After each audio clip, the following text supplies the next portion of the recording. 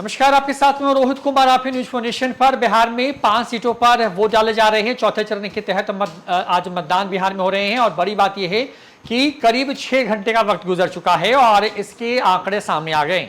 दोपहर 1 बजे तक बिहार की 5 सीटों पर जहां पर चुनाव हुए हैं वहां पर फिलहाल ऐसा लग रहा है कि शानदार वोटिंग जो है वो चल रही है। बड़ी बात यह है कि लगातार सुबह से ही लंबी कतारें तमाम पोलिंग बूथ पर नजर आ रही हैं। बता दें कि बिहार में इस बार 2 केंद्रीय मंत्रियों के साथ साथ बिहार सरकार के 2 मंत्री के बेटे और बेटियों के किस्मत दांव पर है। दरभंगा, समस्तीपुर, उजियारपुर, बेगूसराय और मुंगेर जैसी महत्वपूर्ण सीटों पर आज चुनाव चल रहा है। कि साल 2019 में जब लोकसभा के चुनाव हुए तो इन 5 सीटों पर एनडीए ने शानदार जीत हासिल की थी और इस बार फिर से उसी इतिहास को दोहराने के लिए एनडीए के तमाम प्रत्याशी चुनावी मैदान में हैं।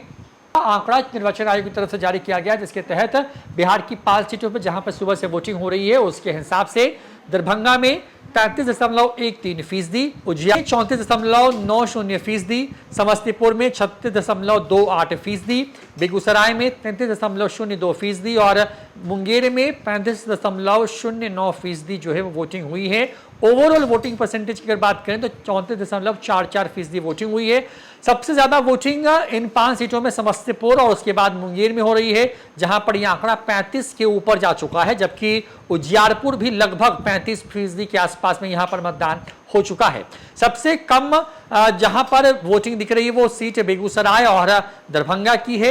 बता दें कि गोपाल जी ठाकुर जो है वो चुनाव लड़ रहे हैं दरभंगा से, जो कि मौजूदा निवर्तमान सांसद हैं। उजियारपुर की बात कर ले तो यहां से नित्यानंद राय बनाम जो आलोक मेहता है वो चुनाव लड़ रहे हैं। समस्तीपुर से सन्नी हजारी बनाम जो है वो शांभवी चौधरी चुनाव लड़ रही है। बेगूसराय में जो है गिरिराज सिंह और सीपीआई के प्रत्याशी आमने सामने हैं और मुंगेर में अशोक महतो की पत्नी और ललन सिंह चुनावी मैदान में हैं।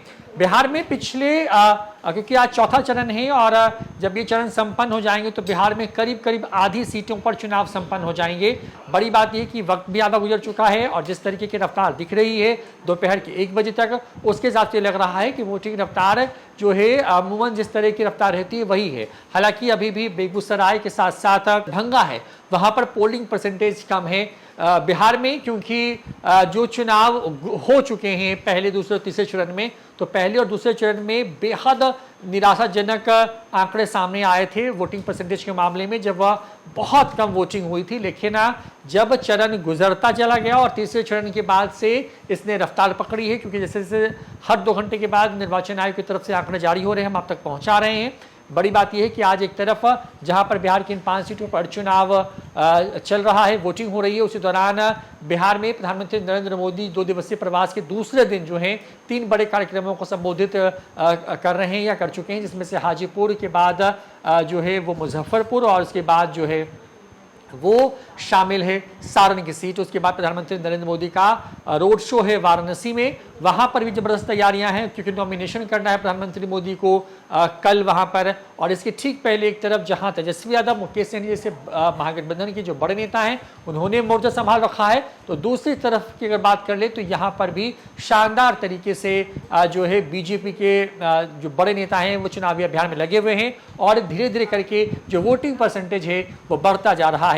फिलहाल 6 घंटे की वोटिंग जो है वो हो चुकी है और उसके हिसाब से बिहार में 35% के करीब करीब आप एक एवरेज जो है अब तक पोल हो चुका है इन 5 सीटों पर। जो भी अपडेट होगी देंगे न्यूज फॉर नेशन पर। नमस्कार।